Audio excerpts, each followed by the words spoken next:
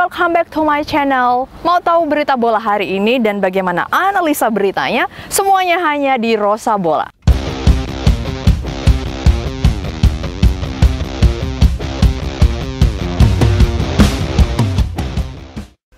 Welcome back to my channel guys. How is everything going? Semoga kalian tetap sehat dan selalu dalam lindungan Tuhan Yang Maha Esa. Dan untuk semua viewers yang masih harus menjalani isolasi, tetap semangat ya dan get well soon guys.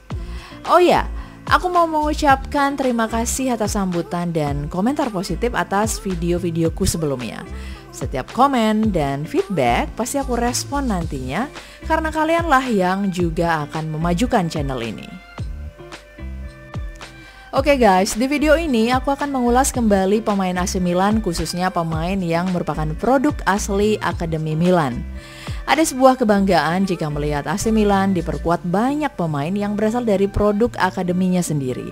Karena itu mencerminkan berjalannya suatu pembinaan sekaligus menimbulkan sikap militan dari pemain-pemain itu sendiri.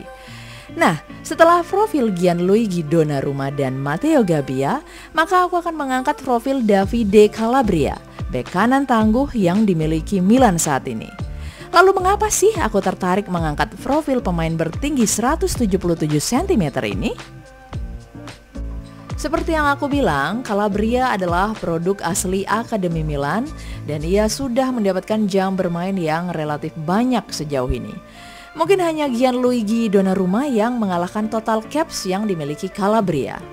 Jika ia tetap bertahan, lalu mampu mengangkat prestasi Milan dan kemudian pensiun di AC Milan, mungkin nomor punggung 2 akan juga dipensiunkan di skuad rossoneri seperti halnya nomor 3 dan nomor 6 guys. Tak bisa dipungkiri bahwa kebangkitan AC Milan di sepanjang tahun 2020 ini tidak terlepas dari penampilan ciamik dan konsisten Calabria di sisi kanan pertahanan AC Milan. Pemain berusia 24 tahun ini juga bahkan mampu mengimbangi agresivitas sisi kiri permainan AC Milan musim ini yang dinilai lebih baik dibandingkan dengan sisi kanan permainan AC Milan. Hal ini sangat bagus untuk menjaga keseimbangan tim sekaligus memperkaya opsi penyerangan yang dimiliki AC Milan. Selama ini, sisi kiri permainan Milan yang dimotori kombinasi Theo Hernandez dan salah satu dari Rafael Leao, Jens Pieter Hauge dan Brahim Diaz memang terkenal cepat dan agresif. Namun, dalam 3 pertandingan terakhir AC Milan, sisi kanan pun mulai memperlihatkan agresivitasnya. Kombinasi antara Calabria dan salah satu dari Samu Castillejo atau Alexis Saelemaekers mulai rajin mencetak gol dan assist. Namun di balik bersinarnya penampilan Calabria, tentu kalian masih ingat kejadian di musim lalu. Saat itu, sektor bek kanan sempat menjadi sektor yang dianggap sebagai titik lemah AC Milan yang tidak bisa diselesaikan oleh Marco Giampaolo dan Stefano Pioli. Bahkan, Calabria menjadi salah satu pemain yang akan dijual di bursa transfer Januari 2020. Penjualan Calabria juga akan membuat AC Milan untung secara bisnis karena ia adalah produk asli Akademi Milan sehingga mereka tak mengeluarkan dana saat mendapatkannya. Sayangnya, Paolo Maldini gagal mendapatkan pemain pengganti yang diinginkan, sementara tawaran untuk Calabria tidak banyak. Jadilah Calabria tetap menjadi pilihan utama di bek kanan saat itu. Kesempatan yang didapatkan Calabria ini langsung dimanfaatkan sebaik-baiknya dengan penampilan yang konsisten. Jika pujian sebelumnya selalu diberikan kepada Theo Hernandez dan Simon Kjær, maka sudah selayaknya Calabria mendapatkan hal yang sama. Kalau kalian tonton videoku soal Matteo Gabbia, kisah Calabria sepertinya sama dengan Gabbia ya guys. Sama-sama produk asli Akademi Milan, sama-sama akan dijual, sama-sama kurang peminat, dan sama-sama tampil bagus setelah diberi kesempatan. Lalu bagaimana kisah awalnya sebagai pesepak bola profesional? Ini dia beritanya hanya di Berita Rosa Bola.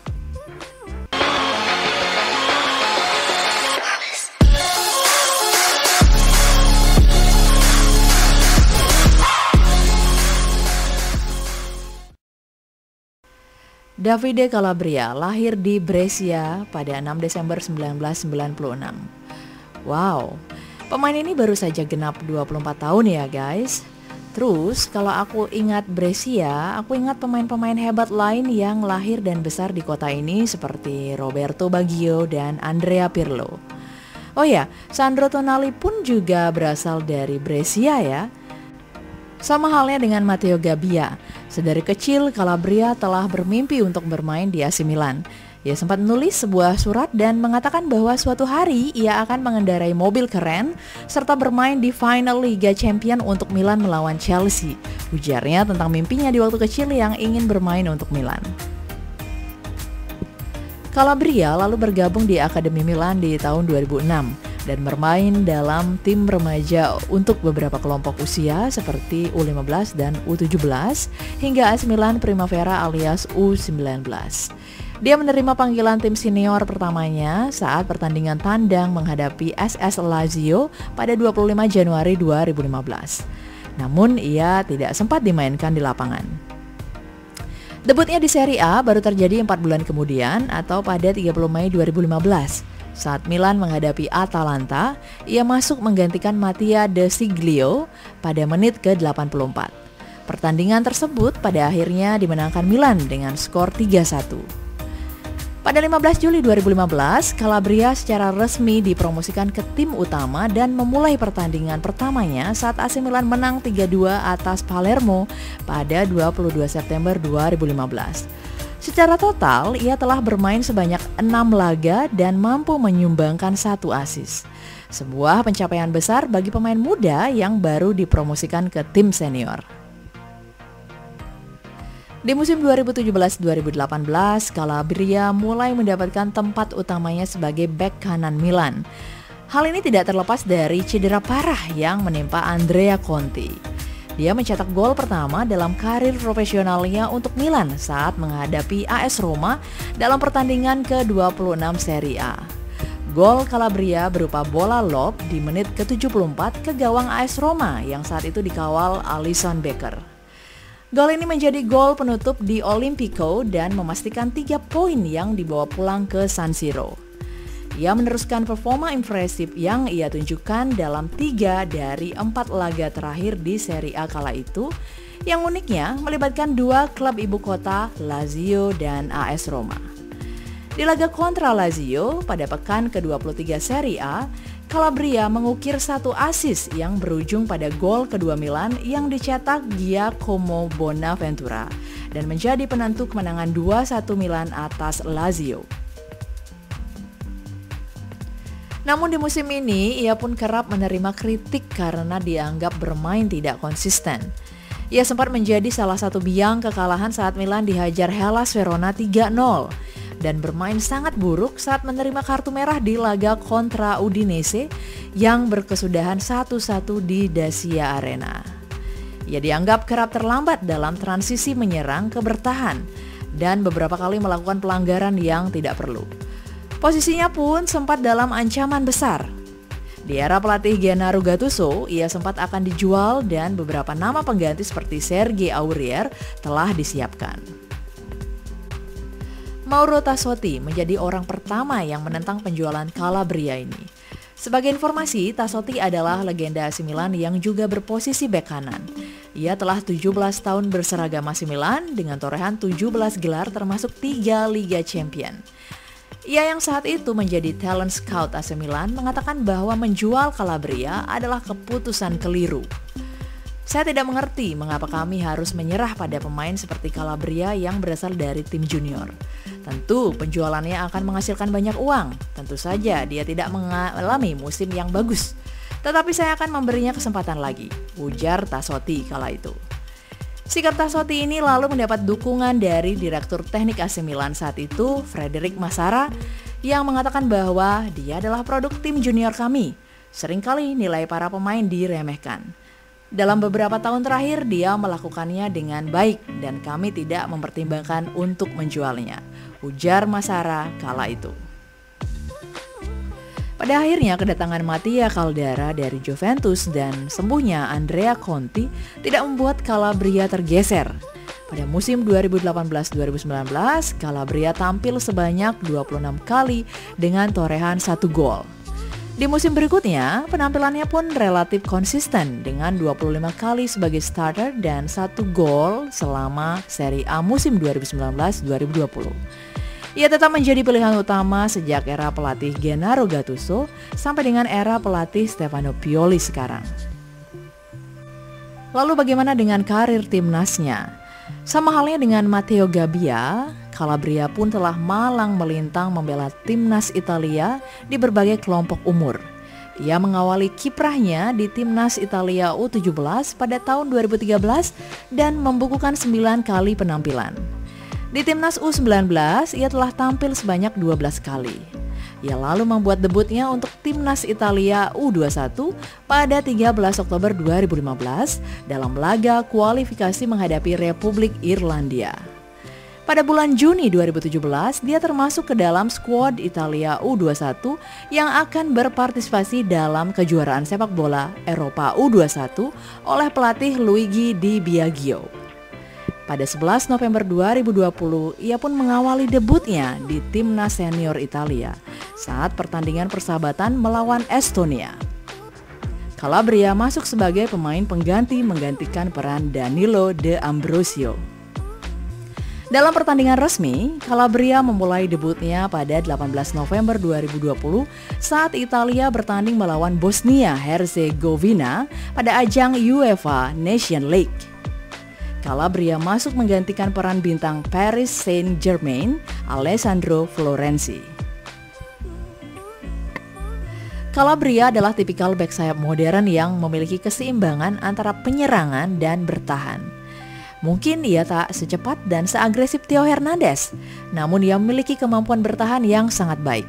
Ia bahkan termasuk sangat rajin dalam melepaskan umpan-umpan silang yang langsung mengarah ke depan mulut gawang lawan. Jika Theo Hernandez lebih suka mengandalkan tik-tak 1-2 dengan mengandalkan kecepatannya, maka Calabria cenderung langsung melepaskan umpan-umpan silang akurat ya guys. Ketika bertahan, ia juga memiliki timing tackle atau sliding yang baik serta sangat lugas dalam menyapu bola yang mengarah ke gawang Gianluigi Donnarumma. Kekuatan Calabria lainnya adalah kemampuannya mengolah bola dengan kedua kaki sama bagusnya. Ia bahkan bisa ditempatkan di posisi bek kiri dalam keadaan darurat. Ia seakan menjadi penerus dari seniornya, Ignacio Abate, yang juga berasal dari Akademi AC Milan dan berposisi sebagai bek kanan.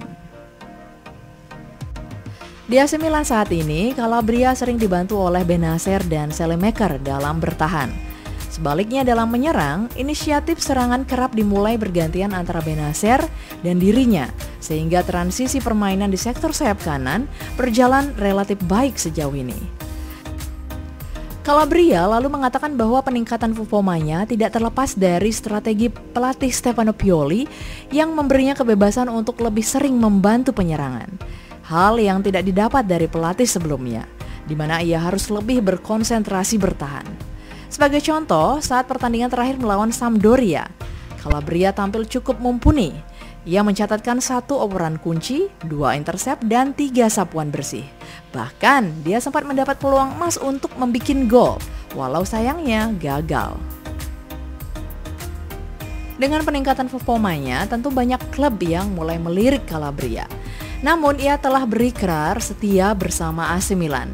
Ia mengatakan, "Saya mendapat beberapa tawaran tetapi Milan tidak pernah meragukan kualitas saya. Memiliki pemain yang tumbuh dari akademi sangat penting bagi klub.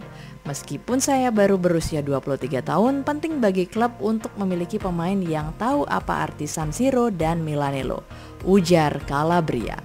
Wow, sebuah ikrar setia yang patut dipuji di usianya yang relatif muda dan dengan semakin moncernya penampilan Calabria belakangan ini. Semoga ia tetap imun dari godaan puluhan juta euro dan tawaran agen bola mata duitan ya guys.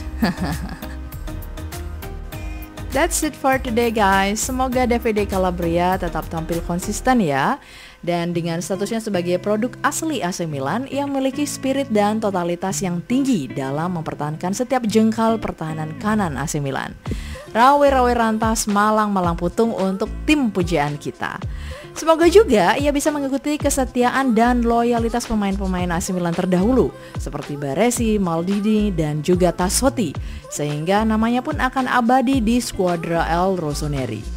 Jika kalian punya info lain soal pemain ini, silahkan komen di kolom komentar ya guys, dan nantikan berita-berita AC Milan di channel bola kesayanganmu ini. Oh ya, jangan lupa follow Instagramku di rosabola81 dan kalian akan tahu info-info AC Milan sekaligus sedikit bocoran soal materi konten Rosa Bola selanjutnya. Tetap patuhi protokol kesehatan dan selamat mempersiapkan acara ataupun kegiatan akhir tahun, tapi hindari kerumunan ya. And well everyone, bye!